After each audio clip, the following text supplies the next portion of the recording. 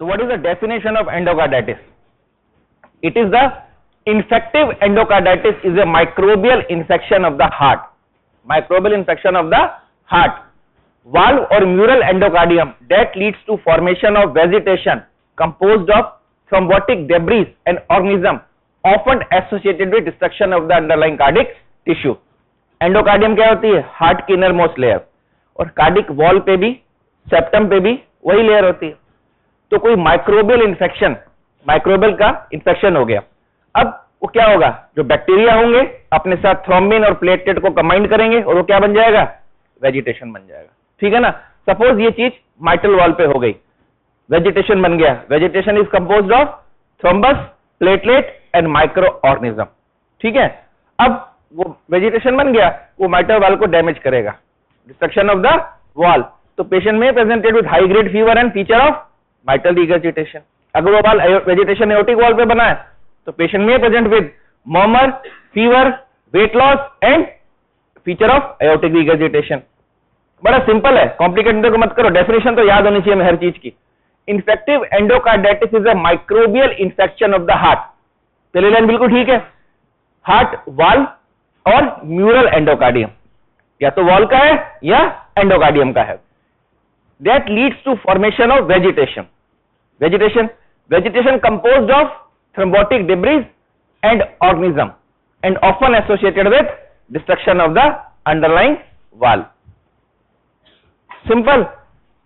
Endocarditis is inflammation, infection by the microorganism of the endocardium or mural endocardium or wall. It forms vegetation which is composed of thrombotic debris and microorganisms and leads to destruction of that valve. Simple. Now, infective endocarditis classified into acute and subacute. इसका क्या मतलब होता है? देखो, acute endocarditis occur on native wall. Infection previously normal heart wall, heart wall normal थे, उस पे infection हुआ, acute endocarditis. इसका कोर्स सीवियर होता है and most oftenly caused by Staph aureus.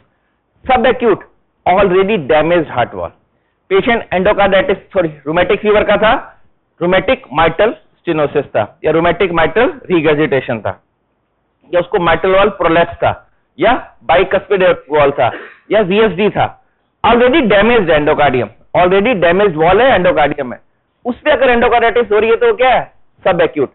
सब acute endocarditis caused by streptococcus viridans causes insidious infection and deformed wall with all over less destruction. Acute more fulminating course होता है, Staph aureus से होती है. सब acute किससे होती है? Streptococcal viridans. Already normal heart valve है, उस पर क्या कॉज होगा? Aureus. Already damage heart wall है, स्ट्रेप्टोकोकस विरिडेंस. अब दो सर्कमस्टांसेस और हैं. एंडोकार्डाइटिस ड्रग अब्यूजर्स में हो रही है, तो कौन से ऑर्गेनिज्म से होगी? और endocarditis already prosthetic metal wall में हो रही है, तो कौन से ऑर्गेनिज्म से होगी? अगर प्रोस्थेटिक पे हो रही है तो स्टेफ एपिडर्माइटिस. बॉडी में कहीं भी प्रोस्थेसिस है, चाहे यूरिनरी कैथेटर है, चाहे आई लेंस है, चाहे वेंट्रिकुलर पेरिटोनियल शंट है ब्रेन में, प्रोस्थेसिस में जब भी इंफेक्शन होगा, commonest caused by staph epidermidis. Staph epidermidis, staph epidermidis. और ड्रग अब्यूजर्स में किससे होगी? स्टेफ ऑरियस से. तो ये चार बहुत अच्छे पॉइंट्स हैं, इनको पढ़ो.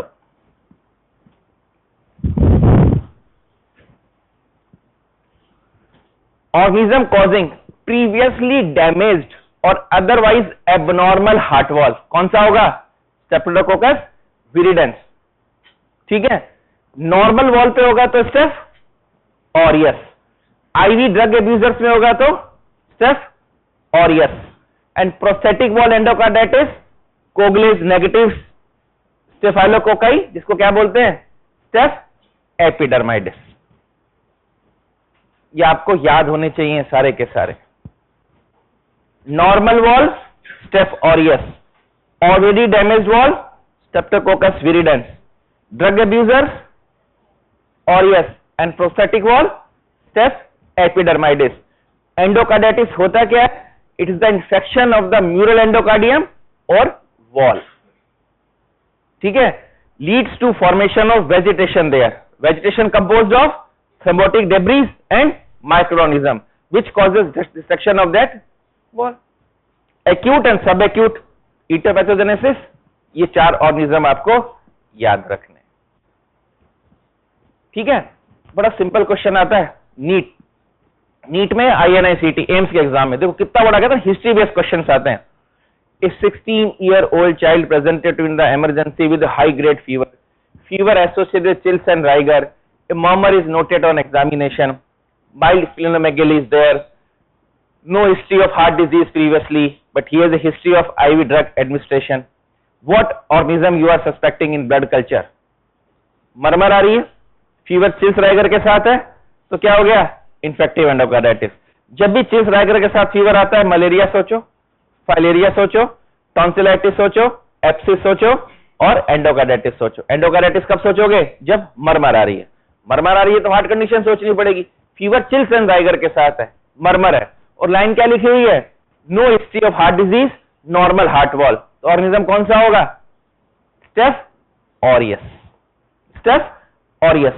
समझ आई ना बात? तो इटियोपैथोजेनेसिस कहां कहां पे आता है? एमसीक्यू यहीं उठ के आएंगे आपके। थ्योरी में तो एंडोकार्डाइटिस की डेफिनेशन हो गई हमारी, एंडोकार्डाइटिस की डेफिनेशन हो गई, फिर इटियोपैथोजेनेसिस हो गया। These organisms are there.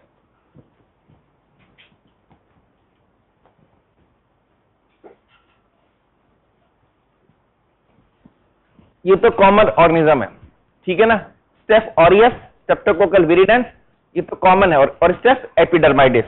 इसके अलावा जो पूछा जाता है HACE की, hack group organism also causes endocarditis. AIIMS में क्वेश्चन आता है what is H, what is A, what is C, तो ये नाम याद होने चाहिए आपको, ठीक है ना। कोशिश करो याद होने चाहिए।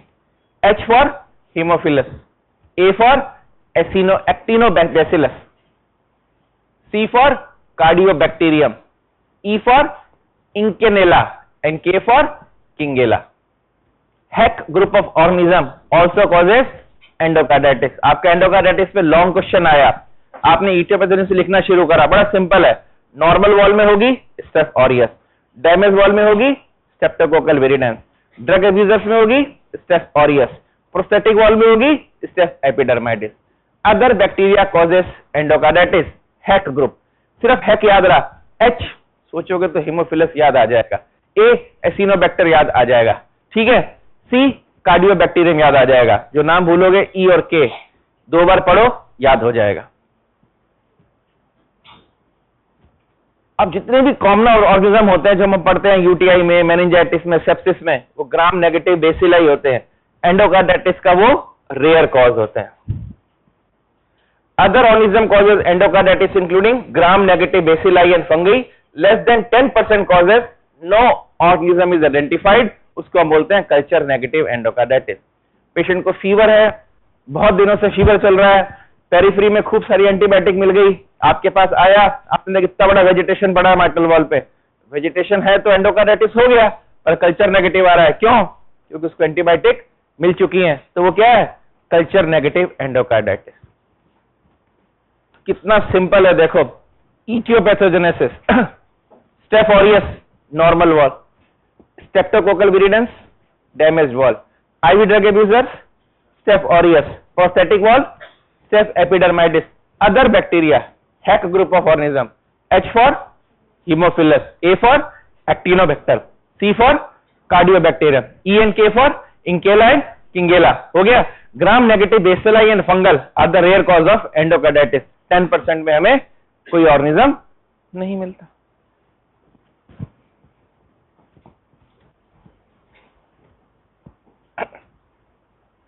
Infective endocarditis in a children is a rare entity that poses multiple challenge. Incidence is 0.43 to 0.69 per 1 lakh children. This low incidence make it difficult to obtain evidence regarding the best diagnostic and therapeutic approach of infective endocarditis in children. जब देखते हैं ना infective endocarditis, बहुत तो sick बच्चा होता है, high grade fever होता है, diagnostic challenge भी होते हैं और treatment challenge भी होते हैं, क्योंकि जब एंडोकार्डाइटिस डायग्नोस हुआ 4 से 6 हफ्ते तक उसको एंटीबायोटिक देनी पड़ती है, 4 से 6 हफ्ते तक, ठीक है ना। पेशेंट को ना सिर्फ फीवर है, जिस वॉल पे एंडोकार्डाइटिस है वो वॉल भी डैमेज हो चुका है, तो उसके रीगर्जिटेशन के फीचर्स भी आएंगे, पेशेंट को सीएचएफ के फीचर्स भी मिलेंगे, टेकिपनिक भी होगा, डिस्निक भी होगा, कई बार वेंटिलेटर पे भी होगा, फीवर भी होगा। तो diagnostic challenges and therapeutic challenges बहुत सारे हैं, हम सिंप्लीफाइड करके समझाते हैं, देखो आपको समझना। Predisposing factor for infective endocarditis in children, हर को तो नहीं होती एंडोकार्डाइटिस, किसको होती है endocarditis? Congenital heart disease, cyanotic heart disease, जब भी ब्लड जेट से जाता है, tetralogy of Fallot, pulmonary stenosis है, तो जब आरवी से ब्लड निकलेगा जेट के साथ जाएगा, तो एंडोकार्डाइटिस के चांस किस पे हैं? पल्मोनरी वॉल पे, वो एंडोकार्डाइटिस के चांस हैं। रीसेंट कार्डिक सर्जरी, जब ओपन हार्ट सर्जरी हुई है, पैच लगा है, अब ब्लड में कहीं भी इंफेक्शन हुआ, ठीक है, कहीं भी इंफेक्शन हुआ, ब्लड में यहां बॉयल हो गया, माइक्रो ऑर्गेनिज्म जा रहे हैं, हार्ट में तो जाएंगे जाएंगे, सर्जरी का पैच लगा है वीएसडी पर, और विद इन 6 मंथ है, वो बॉडी के लिए एक नया मटेरियल है, वो ऑर्गेनिज्म वहां जाके डिपॉजिट हो जाएगा और क्या कर देगा? एंडोकार्डाइटिस। जो वेजिटेशन बनेगा, धीरे धीरे वो पैच गल जाएगा, तो वापस वीएसडी खुल जाएगा। समझ गए मेरी बात? तो recent surgery, residual defect, implant, आपने एओर्टिक वॉल लगा दिया, ठीक है, आपने एएसडी डिवाइस लगा दिया, इम्प्लांट लगा दिया, इम्प्लांट भी also a source for endocarditis first 6 month में, फर्स्ट 6 मंथ में। लेफ्ट साइडेड रीजन, अब माइट्रल वॉल पे वेजिटेशन बन गया, और वेजिटेशन माइट्रल वॉल है, अगर वहां से निकला तो कहां जाएगा? अयोटा, ब्रेन में थ्रोम्बस बन जाते हैं, एम्बोलाई बन जाते हैं, अभी बताऊंगा मैं सारा आपको, ठीक है ना। एंडोकार्डियल कुशन डिफेक्ट, जिसमें एएसडी और वीएसडी दोनों होते हैं, ठीक है। एक ही बात याद रखनी है हमें, cyanotic heart disease and recently operated heart disease और any implant in the by the cardiac surgery in the body is a predisposing factor for endocarditis. Acquired risk factor, immunodeficiency, cancer, patient on hemodialysis. ये case हमने महात्मा गांधी में आने के बाद बहुत देखे हैं। ऑन्कोलॉजी का one of the best centre है ये, ठीक है ना। कैंसर पेशेंट में ऑलरेडी इम्यूनो कंप्रोमाइज होते हैं, वो कोई भी इंफेक्शन होगा, लड़ने की क्षमता नहीं होती, और प्रीडिस्पोजिंग कंडीशन होनी चाहिए, वेजिटेशन बन जाएंगे।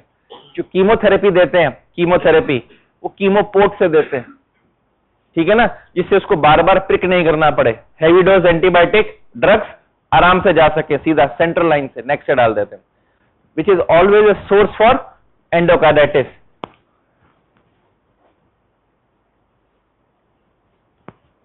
ठीक है, cancer patient, patient on haemodialysis जिसमें कैनुला लगे हुए हैं, कैंसर पेशेंट जिनको कीमोथेरेपी चल रही है, always a risk for endocarditis. अब dental procedure in skin infection and laceration, अभी आपको समझ में आएगा बच्चों को क्यों कहते हैं रोज ब्रश किया करो, ठीक है। जो डेंटल फ्लोरा होती है ना, ठीक है, उसमें बैक्टीरियल होते हैं, ठीक है।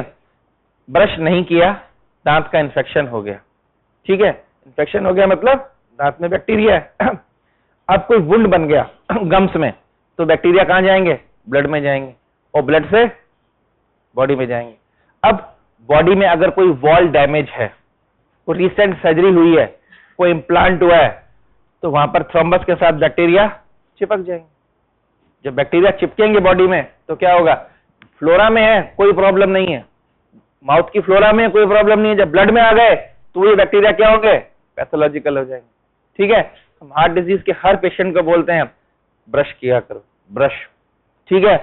डेंटल वालों को देखना, कोई भी प्रोसीजर करते हैं, वो बच्चे का टीथ भी निकालेंगे, कुछ भी प्रोसीजर करेंगे, अगर उसको कार्डिक प्रॉब्लम है तो हमारे पास भेजते हैं, क्लियरेंस लेकर आओ। तो हम क्या लिखते हैं उस पे? Antibiotic 30 to 60 minute before the procedure, बस, और कुछ नहीं करना, क्योंकि एंटीबायोटिक गई उसको तो बैक्टीरिया स्ट्राइल हो गए, अब करो दांत पे कुछ भी, ठीक है।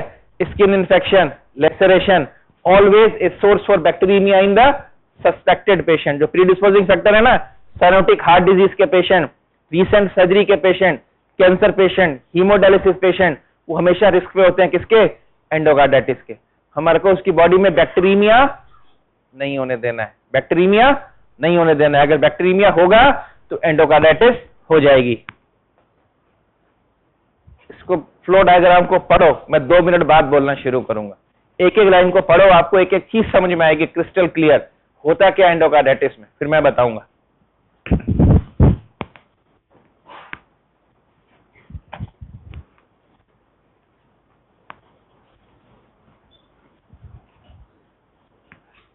वॉल एबनॉर्मल है, प्रोस्थेटिक वॉल है, या नेटिव नॉर्मल वॉल का डैमेज है, उसमें क्या होगा, थ्रोम्बस अड़ जाएगा और फिब्रिन एंड प्लेटलेट्स डिपॉजिट हो जाएंगे। वॉल एबनॉर्मल है तो एक सोर्स ना, ब्लड जा रहा है तो उस पर अड़ेगा ही अड़ेगा ब्लड। दूसरी तरफ देखो, source of bacteria, IV drug abusers, dental procedure, skin infection, open wound, surgical procedure जिसमें ब्लड निकलेगा। तो सोर्स ऑफ बैक्टीरिया हो गए, बैक्टीरिया किस में आ गए, ब्लड स्ट्रीम में आ गए। ये 2 बात समझ में आ रही है। अपने पास प्री डिस्पोजिंग कंडीशन है, damage wall, prosthetic wall, damage native wall, तो प्री डिस्पोजिंग कंडीशन है, ठीक है, जिसपे एक बिल्कुल प्लेन ब्लड जा रहा है तो आराम से जाएगा। बीच में डैमेज वॉल है तो वहां थ्रोम्बाई प्लेटलेट तो डिपॉजिट होंगे ही होंगे, कोई बात नहीं, होते रहो डिपॉजिट, वॉश हो जाएंगे, डिपॉजिट होंगे, वॉश हो जाएंगे। पर अगर बॉडी में बैक्टीरिया आ गए, कहां से आएंगे बैक्टीरिया, ब्लड से आएंगे, ठीक है ना। यूं तो चोट लगेगी तो आएंगे, सर्जरी होगी तो आएंगे, पर दांत से तो जा सकते हैं ना। टूथ इन्फेक्शन हो गया, डिके हो गया, तो बैक्टीरिया जैसे ही ब्लड में आएंगे तो अब क्या हो गया, bacteria adhere to thrombi and proliferate, thrombus पे जाके बैक्टीरिया चिपक जाएंगे, ग्रो करना शुरू करेंगे। एंडोकार्डाइटिस हो गई, वेजिटेशन बन गया, फीवर आने लगेगा, बच्चा 2 दिन में आ गया, 3 दिन में आ गया, 4 दिन में आ गया, तो आपने एंटीबायोटिक शुरू कर दी। बच्चा गांव में रहता है, 10 दिन, 15 दिन, 20 दिन, 25 दिन तक चल रहा है, फीवर ओरल खा रहा है, नहीं आया, तो वेजिटेशन उस वाल को गला देगा। मैं दिखाऊंगा अभी आपको वेजिटेशन की फोटो। तो क्या होगा, जिस भी वॉल पे करेगा वो वाल तो गया, तो क्या होगा, रीवेजिटेशन शुरू हो जाएगा। जब रीवेजिटेशन होगा तो बच्चे में किसके फीचर्स आएंगे, सीएचएफ के। ये स्लाइड समझ में नहीं आएगी तो मैं आगे नहीं बढ़ूंगा, समझ में आया। Predisposing condition and how bacteria enter into the blood. Predisposing condition से थ्रोम्बस और प्लेटलेट डिपॉजिट होंगे और बैक्टीरिया ब्लड में आने से उस पे बैक्टीरिया डिपॉजिट हो जाएंगे। तो क्या बन गया, वेजिटेशन, इन्फेक्टिव वेजिटेशन, वॉल पे इन्फेक्टिव एंडोकार्डाइटिस। देखो हम कोई भी टॉपिक पढ़ रहे हैं, क्लिनिकल होना चाहिए और हमारे एग्जाम में शॉर्ट नोट या लॉन्ग क्वेश्चन आया तो हमें आना चाहिए। एंडोकार्डाइटिस पे क्वेश्चन आएगा तो उसकी डेफिनेशन बोलेंगे हम सबसे पहले। It's the inflammation of the endocardium और म्यूरल एंडोकार्डियम और valve. There is a formation of vegetation which composed of fibrin and thrombus with bacteria. Valve destruction में भी देयर। पैथोजेनेसिस बोलेंगे, staph aureus, staph epidermidis, staph viridans और staph IV drug abusers में भी। फिर HACEK group of organism, gram negative and fungi are the rare cause and 10% में कोई organism नहीं मिलता है, ठीक है। फिर हम ये पैथोजेनेसिस बोलेंगे कि एंडोकार्डाइटिस हो क्यों रही है, ये हमको पैथोजेनेसिस समझ में आ गया। अब क्लिनिकल फीचर, जनरलाइज, किसी भी फीवर में क्या फीचर्स होंगे, फीवर होगा, फटीग होगा, भूख नहीं लगेगी, यही होगा ना, ठीक है। तो generalised fever, loss of appetite, malaise, evidence of systemic infectious process. Fever है तो ये नॉर्मल फीचर्स होंगे, ठीक है। उसके बाद history of congenital heart disease और प्रीवियस कार्डियक डिफेक्ट मे और may not have required surgical correction में इंक्रीज द सस्पिशन। मदर बोलती है इसको तो बचपन से एक छेद था दिल में, तो सोचो आप एंडोकार्डाइटिस हो सकता है फीवर का कॉज। अगर फीवर चिल्स और आइगर के साथ है, मरमर आ रहा है, एंडोकार्डाइटिस हो सकता है, ठीक है ना। इस बात को याद रखना, कोई भी एग्जाम में केस मिलेगा अगर आपने बोला fever with chills and rigor, तो एग्जामिनर अगला सवाल ये पूछेगा, टेल मी द कॉजेस जिसमें फीवर चिल्स और राइगर के साथ आता है। Malaria, filaria, UTI, tonsil, liver abscess and infective endocarditis. Infective endocarditis, इसमें इन्फेक्टिव एंडोकार्डाइटिस को कैसे डायग्नोस करेंगे, हमेशा मरमर आएगी तो किसी ना किसी वॉल पे होगा, उस वॉल में कुछ ना कुछ डैमेज होगा तो हमेशा मरमर आएगी।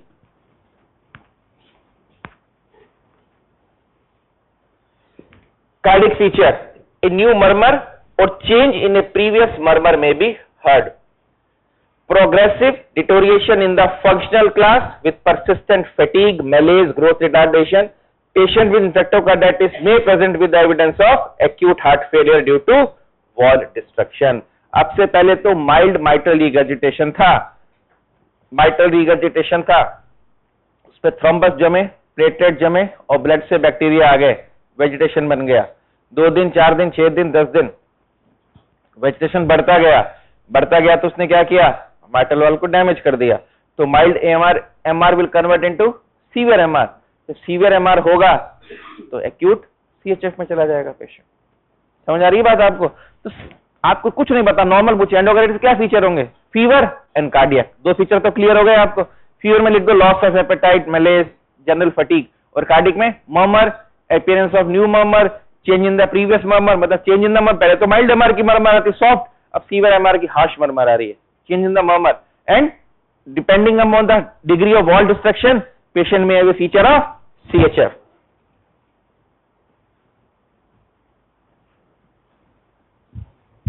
सिस्टमिक मैनिफेस्टेशन क्या होती है एंडोकार्डाइटिस की? जो वेजिटेशन बना, छोटे छोटे एम्बोलाई उसमें से निकल के ब्रेन में जाएंगे, किडनी में जाएंगे, तो क्या करेंगे, glomerular nephritis, cerebral infarction and seizure, immunological phenomena, finger के पल्प पे ऑस्लर नोड्यूल्स और ये पाम पे जेनवे लीजन्स। ये पता होने चाहिए आपको। एग्जामिनर ये वर्ड सुनना चाहता है आपसे। क्यूटेनियस मैनिफेस्टेशन क्या होंगी, ऑस्लर नोड्यूल्स एंड जेनवे स्पॉट्स। ये जो स्पॉट्स दिख रहे हैं ना, ये जेनवे स्पॉट्स है, और जो नोड्यूल्स बनते हैं पल्प पे, ऑस्लर नोड्स। एमसीक्यू आता है, ऑस्लर node present in multiple sclerosis, rheumatic fever, endocarditis. Answer क्या होगा, एंडोकार्डाइटिस।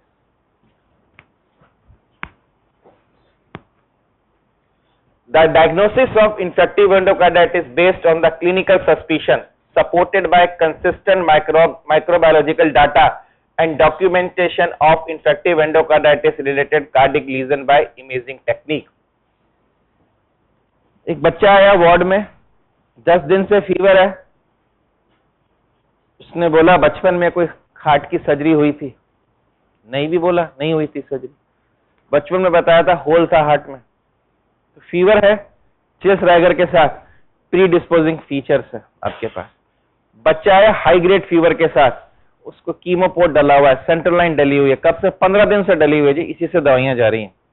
सोर्स ऑफ इन्फेक्शन है, पेशेंट आया known case of medulloblastoma, taking antibiotic, chemotherapy चल रही है उसको, ठीक है ना, पर high grade fever chills rigor के साथ आ रहा है, तो क्लिनिकल सस्पिशन हो गया किसका, एंडोकार्डाइटिस। अभी तो सस्पिशन है कि high grade fever chills rigor with predisposing condition, either cancer patient, immunocompromised patient, patient with central lines, patient with cardiac disease, patient with operated cardiac disease, patient with implant, high grade fever chills and rigor. Diagnose कैसे करेंगे, आपकी घड़ी में भी लिखा हुआ है, Duke's criteria होते हैं। ड्यूक्स क्राइटेरिया बहुत सिंपल है पर बड़ा मुश्किल है इसको याद करना, इसको सिंप्लीफाइड करते हैं बिल्कुल। ड्यूक्स क्राइटेरिया, मेजर क्राइटेरिया, आपको एंडोकार्डाइटिस बोलना है, इन्फेक्टिव एंडोकार्डाइटिस। ऑर्गेनिज्म तो होना चाहिए ना ग्रो। सबसे पहले क्या भेजेंगे, ब्लड कल्चर। ब्लड कल्चर में स्टेफ आया तो स्टेफ एंडोकार्डाइटिस, विरिडेंस आया विरिडेंस एंडोकार्डाइटिस, XYZ कोई भी ऑर्गेनिज्म आया वो तो जरूरी है, ऑर्गेनिज्म तो जरूरी है ब्लड कल्चर में। और दूसरा imaging positive for infective endocarditis, हमें वेजिटेशन दिखना चाहिए इको में, तो इन्फेक्टिव एंडोकार्डाइटिस बोलोगे। ये 2 मेजर क्राइटेरिया है, इनमें से एक जरूर होना चाहिए प्रेजेंट। एक कैसे, या तो कल्चर पॉजिटिव हो या वेजिटेशन दिखे हमें, ठीक है ना। वेजिटेशन दिख रहा है, कल्चर पॉजिटिव नहीं है, एंटीबायोटिक मिल गई तो कल्चर नेगेटिव हो गया। कल्चर पॉजिटिव है, फीचर एंडोकार्डाइटिस क्या रहे हैं, वेजिटेशन नहीं दिख रहा है, हो गया, पहले था पर वो ब्रेन में चला गया, पेशेंट स्ट्रोक करके आया अभी। समझ रहे हो मेरी बात आप? ये 2 मेजर क्राइटेरिया है किसके, इन्फेक्टिव एंडोकार्डाइटिस के, blood culture and imaging positive for IE। Imaging देखो, पहले इमेजिंग पे आते हैं पर।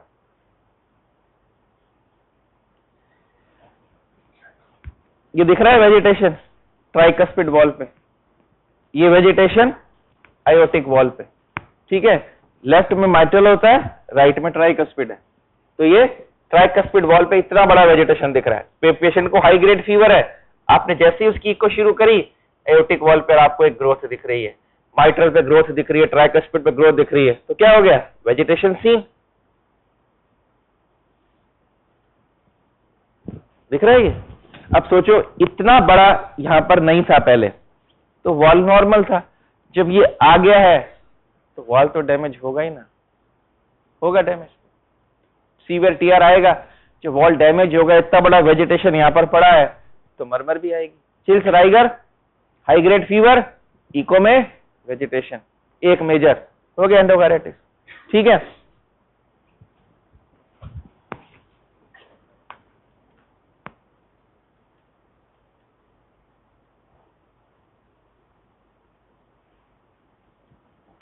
इको करते हैं ना हाई ग्रेड फीवर के लिए, कई बार पीएचओ से बुलाते हैं, बच्चे को फीवर है, कॉज नहीं मिल रहा, इको के लिए आओ, तो हम उसके हर वॉल को देखते हैं, हमें कुछ ग्रोथ तो नहीं दिख रही, कितने आराम से आपको यू कैन आइडेंटिफाई ना, ये ग्रोथ दिख रही है ना, दिख रही है, दूसरे में भी दिख रही है, हाई ग्रेड फीवर है, साथ में वेजिटेशन है। फिर हम हिस्ट्री पूछते हैं क्या हुआ था, क्या हुआ था, तो पता लगता है कि ये था, डेंटल प्रोसीजर हुआ था, ये हुआ था, ये हुआ था, सारा पता लग जाता है। ठीक है, अब कल्चर भेजेंगे, कल्चर में जो बैक्टीरिया आ गया उस बैक्टीरिया को ट्रीट करना। तो मेजर क्राइटेरिया कौन से हैं? इमेजिंग से वेजिटेशन को डायग्नोस करना और ब्लड कल्चर, ये मेजर हैं।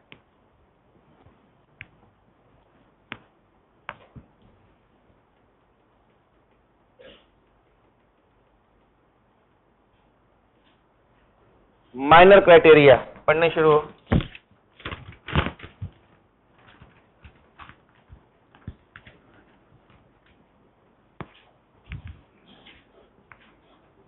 प्री डिस्पोजिंग कंडीशन, ये माइनर क्राइटेरिया है, ठीक है ना, कि उसको हार्ट डिजीज की सर्जरी हुई थी, उसको already hole in the heart था, वो कैंसर पेशेंट है, वो हीमोडायलिसिस पर है, उसको सेंट्रल लाइन डगली हुई है, प्री डिस्पोजिंग फैक्टर, ये एक माइनर क्राइटेरिया। दूसरा क्या है? Fever defined temperature more than 38 degree, fever 38 से ज्यादा होना चाहिए। ठीक है, एम्बोलिक vascular dissemination including those asymptomatic detected by imaging only. ठीक है ना, लंग में एम्बोलाई चले गए, ब्रेन में एम्बोलाई चले गए, इंट्राक्रेनियल हेमरेज हो गया, कंजक्टिवल हेमरेज हो गए और जेनवे लीजन्स हो गए, ये सारे क्या हैं? Minor criteria. ये आपको याद करने हैं क्योंकि कुछ शॉर्ट नोट आता है, Duke's criteria, diagnosis of endocarditis by Duke's criteria. Duke's में मेजर एंड माइनर, मेजर तो क्या था? ब्लड कल्चर, इमेजिंग, माइनर क्या है? Predisposing conditions, number 1। दूसरा fever, number 3 embolic manifestation, number 4 immunological phenomena, glomerulonephritis, Osler nodes, Roth spots, rheumatoid factor. ठीक है, ये सारे माइनर क्राइटेरिया हैं। तो major and minor, major and minor infective endocarditis बोलेंगे कब? या तो 2 मेजर हो, कल्चर पॉजिटिव, माइटल में वेजिटेशन दिख रहा है, एंडोकार्डिटिस हो गया, simple. 1 major and at least 3 minor criteria, उसको वेजिटेशन दिख रहा है, 1 मेजर हो गया। उसको हार्ट डिजीज ऑपरेटेड की सर्जरी है, 1 माइनर हो गया, प्री डिस्पोजिंग हो गया। फीवर आ रहा है उसको, दूसरा हो गया। और तीसरा कहीं ना कहीं एम्बोलाई के फीचर्स आएंगे या कोई ना कोई जेनवे लीजन, ऑस्लर नोड्स, कुछ ना कुछ मिलेगा उसकी बॉडी में। एंडोकार्डिटिस के पेशेंट का यूरिन माइक्रोस्कोपिक कराओ, उसमें आरबीसी आ गई तो ग्लोमेरुलोनेफ्राइटिस हो गया। तो major and minor, major and minor, ठीक है ना, 2 मेजर 5 माइनर, ये आपको याद रखना है। ये Duke's classification of diagnosis of endocarditis है। हम बोलेंगे कब? डेफिनेट, या तो 2 मेजर हो, 1 मेजर हो, 3 माइनर हो, या 5 माइनर क्राइटेरिया हो। ठीक है, पॉसिबल 1 मेजर और 1 माइनर हो तो वो पॉसिबल हो गया।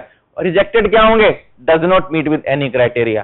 तो अगर ड्यूक्स क्राइटेरिया इन्फेक्टिव एंडोकार्डिटिस पे आपका क्वेश्चन आता है तो डेफिनेशन आप लिख दोगे, ईटियोलॉजी लिख दोगे, पैथोजेनेसिस लिख दोगे, प्रीडिस्पोजिंग कंडीशन, बैक्टीरिया का source, thrombus, fibrin, bacteria, vegetation, wall damage, हो गया।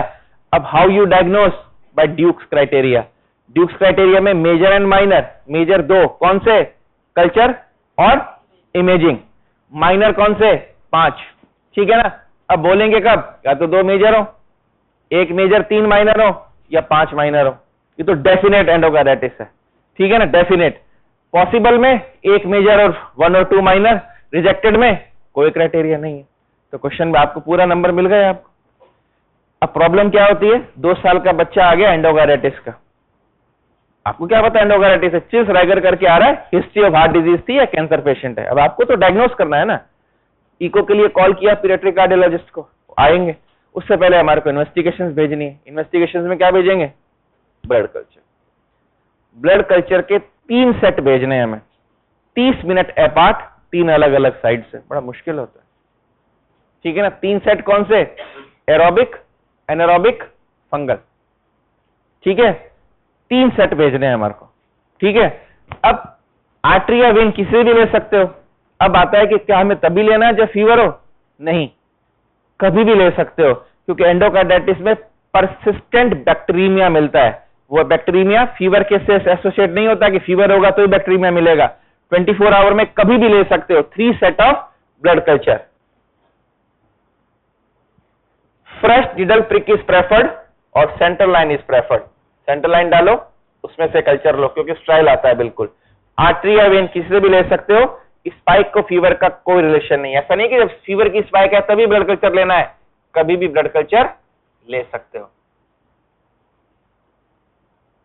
Patient with fever of unexplained origin and pathological heart murmur, history of heart disease और प्रीवियस एंडोकार्डाइटिस, ये नंबर 1 इंडिकेशन। अनएक्सप्लेन्ड फीवर है उसको, ठीक है, मर्मर है, हिस्ट्री ऑफ हार्ट डिजीज है और प्रीवियस एंडोकार्डाइटिस है, आपको ब्लड कल्चर भेजना ही भेजना है। It is reasonable to obtain 3 blood culture by 3 different venipuncture at the first day. If no growth on by second day, obtain 2 or more. पहला 3 prick से हमको 3 सेट भेजने हैं, ठीक है। 24 घंटे में आपका माइक्रोस रिपोर्ट आ जाएगी, sterile, nothing is grown and आपका सस्पिशन हाई है, एक और भेजो। क्योंकि ब्लड कल्चर आपको गाइड करेगा हमें कौन सी एंटीबायोटिक शुरू करनी है। ब्लड कल्चर की रिपोर्ट देखिए कभी, पहले आता है ऑर्गेनिज्म कौन सा है, फिर सेंसिटिव टू और रेजिस्टेंट टू। आपने वो दवाइयां चला रहा कि जिससे रेजिस्टेंट है तो सुधरेगा नहीं ना। आपको तो वो दवाइयां चलानी है जिससे वो ऑर्गेनिज्म सेंसिटिव हो। In a patient who are not acutely ill, whose blood culture remain negative, withhold antibiotic for 48 hours. अब पेशेंट इतना सिक नहीं है, वेजिटेशन तो दिख गया आपको, इतना सिक नहीं है, 99 फीवर आ रहा है, पर आपको तो चाहिए ना कौन सा ऑर्गेनिज्म ग्रो करेगा। वो 8-10 दिन से एंटीबायोटिक का कॉकटेल लेकर आ रहा है, 2 दिन के लिए एंटीबायोटिक बंद कर दो, ठीक है ना। 99 फीवर आ रहा है, 100 फीवर आ रहा है, एक्सेप्ट करो। 48 आवर के बाद फिर कल्चर लो, ऑर्गेनिज्म डिटेक्ट हो गया, आप टारगेट एंटीबायोटिक शुरू करोगे, पेशेंट बिल्कुल ठीक हो जाएगा। ये कुछ फैक्ट हैं ब्लड कल्चर के बारे में, ठीक है ना। वेन आर्टरी किसी से भी ले सकते हैं, 3 सेट भेजने होते हैं, फीवर के स्पाइक से कोई रिलेशन नहीं है। अगर पहला नेगेटिव आ गया और आपका सस्पिशन हाई है, 24 आवर के बाद फिर भेजो।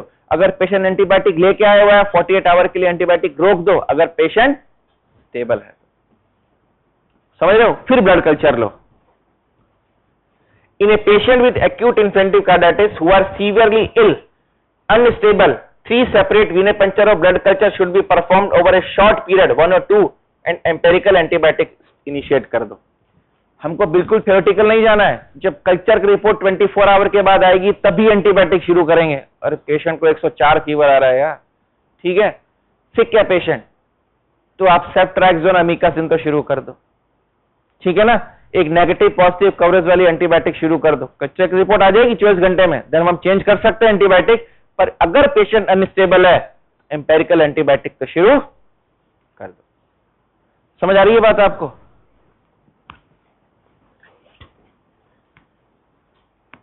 कैसे डायग्नोज करते हैं?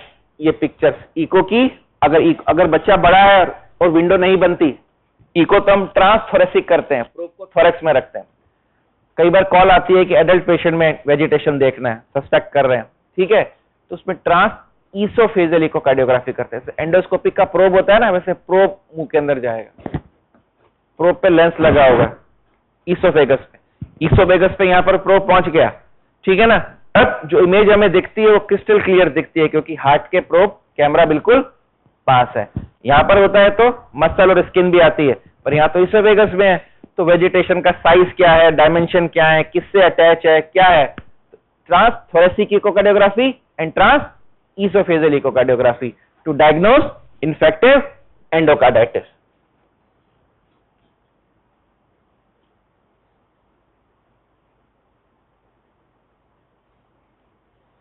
Role of CT, MRI and PET scan.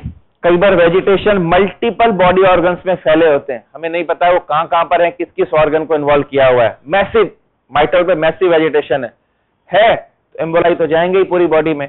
तो सीटी एमआरआई से कि ब्रेन में कितने आ गए एम्बोलाई, स्क्रीन में कितने चले गए, लीवर में कितने चले गए, लंग में कितने चले गए। सिक पेशेंट्स में हम एमआरआई, सीटी और पेट भी कराते हैं। ठीक है, हम कोई भी चीज पढ़ते हैं सिर्फ पढ़ने के लिए नहीं, हमारे को समझ में आना चाहिए। ठीक है, इन्फेक्टिव एंडोकार्डाइटिस आपका लॉन्ग क्वेश्चन आएगा एग्जाम में। ठीक है, शॉर्ट क्वेश्चन आएगा तो how you diagnose and infective endocarditis, Duke's criteria पूछेंगे आपसे। एमसीक्यू तो भरे पड़े एग्जाम में, नीट और एनआईसीटी में भरे पड़े एमसीक्यू। विच ऑर्गेनिज्म ऑर्गेनिज्म वाला कॉन्सेप्ट तो क्लियर हो गया आपको। नॉर्मल वाल्व है स्टेफ ऑरियस, डैमेज वॉल है विरिडेंस, ड्रग अब्यूजर है ऑरियस, प्रोस्थेटिक वॉल है epidermidis. HACEK group of aureus HACEK, ये याद रखना।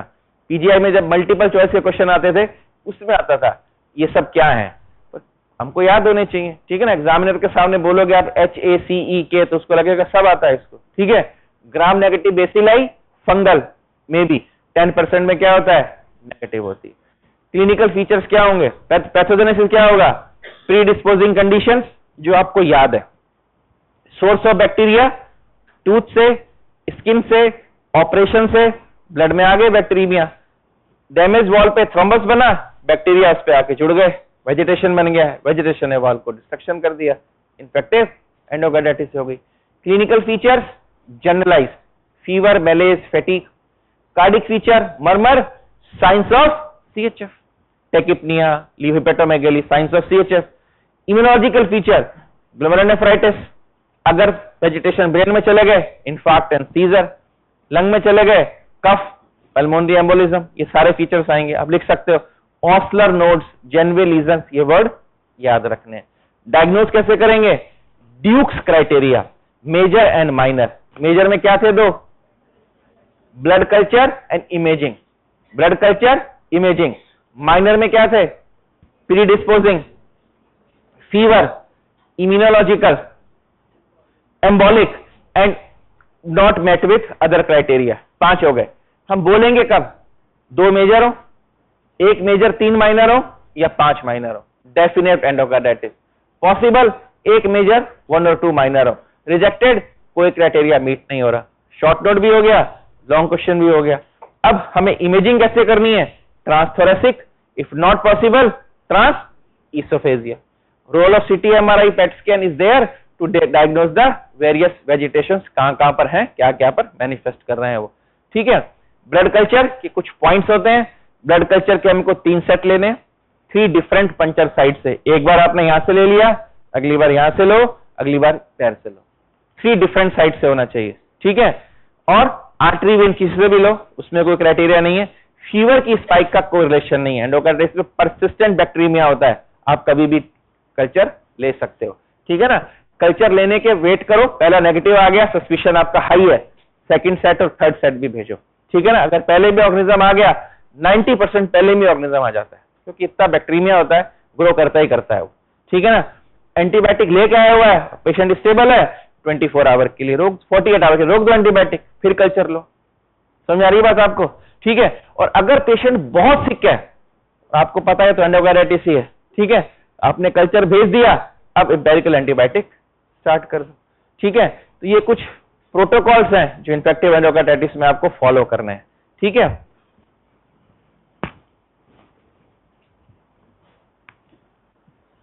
Anti microbial therapy principle and method, simple सा प्रिंसिपल है जो घई में तो नहीं है, जो पीडियाट्रिक्स की नेल्सन और बाकी बुक है 10 पन्ने की गाइडलाइन दी हुई एंटीबायोटिक। ठीक है, ये एंटीबायोटिक शुरू करनी है, इस पे कल्चर, सीधा प्रोटोकॉल है प्रैक्टिकल। जो ऑर्गेनिज्म ग्रो किया है उसके नीचे आपकी सेंसिटिविटी रेजिस्टेंस की लाइन आती है। 2 या 3 एंटीबायोटिक चूज करो जिससे वो ऑर्गेनिज्म सेंसिटिव है, वो तीनों स्टार्ट कर दो। ठीक है, पुरानी गाइडलाइन क्या कहती थी, हमें इन्फेक्टिव एंडोकार्डाइटिस में एंटीबायोटिक देनी है 4 to 6 वीक। कितनी, 4 to 6 week. Can you imagine, 4 से 6 वीक तक बच्चे को एडमिट रखोगे और एंटीबायोटिक दोगे, बहुत मुश्किल होता है। कितनी बार लाइन आउट होती है, पेरेंट्स परेशान हो जाते हैं, हमें सेंट्रल लाइन डालनी पड़ती है। पर अब नई गाइडलाइन क्या कहती है, एंटीबायोटिक दो कल्चर बेस्ड, 10 दिन तो देनी देनी, 10 दिन तो देनी देनी है। 10 दिन के बाद अगर बच्चा 3 दिन के लिए फेब्राइल हो गया और उसका कल्चर नेगेटिव हो गया, सीआरपी नेगेटिव हो गया, ईएसआर नेगेटिव हो गया, काउंट्स नॉर्मल हो गए, एंटीबायोटिक ओरल एंटीबायोटिक पे शिफ्ट कर दो। जब उसके शरीर में इन्फेक्शन है तो उसका सीआरपी आएगा मोर देन 100, ईएसआर आएगा मोर देन 50, कल्चर भी पॉजिटिव आएगा, उसको रोज फीवर आ रहा होगा, एंटीबायोटिक चलेगी, धीरे धीरे फीवर की स्पाइक कम होगी, 8-10 दिन के बाद फीवर गायब हो जाएगा। 10 दिन हो गए एंटीबायोटिक को, 11वें 12वें 13वें दिन उसको फीवर नहीं आया, 14th डे पे उसका सीआरपी ईएसआर रिपीट कराओ, ईएसआर अभी भी 25 आ रहा है, सीआरपी अभी भी 60 आ रहा है, बंद मत करो एंटीबायोटिक, आईवी एंटीबायोटिक कंटिन्यू रखो। जैसे ही सीआरपी भी नॉर्मल हो गया, ईएसआर भी नॉर्मल हो गया, कल्चर भी स्टेबल हो गया और उसको फीवर नहीं आ रहा है, ये न्यूअर गाइडलाइन है, you can shift the patient to oral antibiotics, पर कोर्स हमारे को 4 to 6 वीक देना ही है। एंटीबायोटिक की चॉइस हमेशा कल्चर बेस्ड सेंसिटिविटी, ठीक है ना, कल्चर बेस्ड सेंसिटिविटी। कई बार एंडोकार्डिटिस के पेशेंट का कल्चर बेचते हैं ना, ऐसे ऑर्गेनिज्म ग्रो करते हैं, पूरी माइक्रोवायर आ जाती है, नाम बोला नहीं जाता कौन सा ऑर्गेनिज्म ग्रो किया हुआ है उसमें, ठीक है ना, पर उसी के बेस पे हमारे को एंटीबायोटिक देनी है। एंडोकार्डिटिस का पेशेंट देखोगे ना, यहाँ पर हमने महात्मा गांधी के काफी पेशेंट्स देखे हैं, क्योंकि यहाँ पर बहुत वाइड स्पेक्ट्रम है पेशेंट्स का और ऑन्कोलॉजी यूनिट्स भी है, ठीक है। तो जो क्रॉनिक पेशेंट होते हैं, फीवर के पेशेंट होते हैं, वो इधर आते हैं हमारे पास, तो हम देखते हैं तो इको में वेजिटेशन दिख जाता है, पोस्ट ऑपरेटिव में कितनी बार मिल जाता है, फीवर आ रहा है, तो ऑलवेज सस्पेक्ट इन्फेक्टिव एंडोकार्डिटिस। हमने रूमेटिक पढ़ा था ना एक क्लास में, इन्फेक्टिव एंडोकार्डिटिस पढ़ लिया, ठीक है। ये 2 सबसे इंपॉर्टेंट टॉपिक है आपके थ्योरी में शॉर्ट नोट आने के लिए, ठीक है। एक बार पढ़ो, आगे कुछ स्लाइड काम किया तो मैं पढ़ाता हूं, नहीं तो अटेंडेंस का पेपर कहां तक पहुंच गया?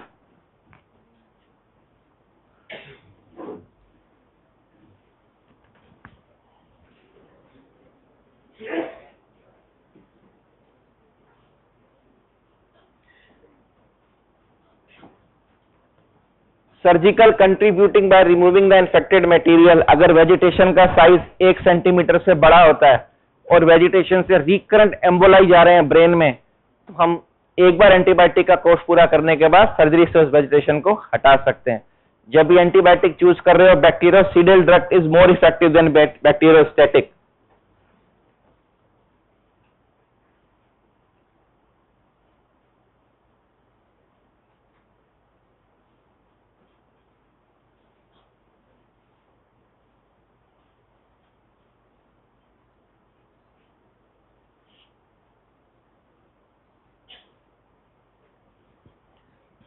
बहुत आपके अड़ोस पड़ोस में, कई बार आपकी फैमिली मेंबर में किसी ना किसी डेंटल प्रोसीजर के लिए कोई ना कोई जा रहा होगा। डेंटिस्ट को पता होता है ये सारी बात, कुछ भी टूथ में छेड़ रहे हैं, बैक्टीरिया तो ओरल कैविटी में ही है, वो ब्लड में आएंगे ही आएंगे, ठीक है ना। तो जनरली वो अपनी तरफ से एंटीबायोटिक देते हैं प्रोसीजर से पहले, पर वो अगर किसी को हार्ट डिजीज है, साइनोटिक पेशेंट है, प्रीवियसली इन्फेक्टिव एंडोकार्डिटिस है, तो उसको टच नहीं करते जब तक हम उसके ऊपर क्लियरेंस नहीं लिखते। Can be taken for dental procedure under the antibiotic cover. वो एंटीबायोटिक क्या होती है, 30 से 60 मिनट बिफोर प्रोसीजर लगानी होती है, ठीक है ना। क्योंकि अगर उन्होंने ऐसा नहीं किया, कुछ तो ट्रॉमा होगा, ब्लड आएगा, उसमें से बैक्टीरिया निकलेंगे और वेजिटेशन बन जाएगा, ठीक है ना। तो ये बिल्कुल गाइडलाइन है, antibiotic prophylaxis for high risk dental procedure, previous infective endocarditis, surgically implanted prosthetic wall, transcatheter implanted aortic and pulmonary prosthesis, mitral and tricuspid repair, untreated cyanotic CHD। Cyanotic बच्चा है जिसकी सर्जरी नहीं हुई है अभी तक, साइनोसिस है, हमेशा रिस्क है उसको एंडोकार्डिटिस का, उसमें हमको कुछ नहीं करना है। जहां भी अपने को लगता है कि बैक्टीरियल का सोर्स आएगा, एंटीबायोटिक प्रोफाइलैक्सिस दे दो, ठीक है। और 6 मंथ तक, चाहे आपने डिवाइस डाला, हमने कैथ लैब में डिवाइस डालते हैं, जो भी डालते हैं उनको बोलते हैं 6 मंथ तक कभी फीवर आए दोबारा आना, कोई प्रोसीजर कराना हो हमारे पास आना, एक बार पूछने के लिए आना, ठीक है। कोई भी इंफेक्शन हो एक बार आना, एंटीबायोटिक कवरेज देना जरूरी है फर्स्ट 6 मंथ तक, ठीक है। नहीं तो किसका सोर्स हो जाएगा वो, इन्फेक्टिव एंडोकार्डिटिस का।